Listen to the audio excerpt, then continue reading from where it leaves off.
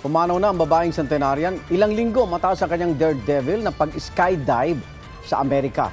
Noong October 1 na mag-tandem leap ang 104-year-old na si Dorothy Hoffner sa taas na 13,500 feet.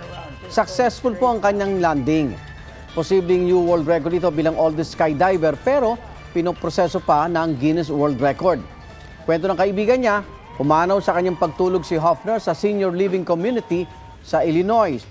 Inalala naman si Hoffner ng ilang kaibigan bilang aktibong tao.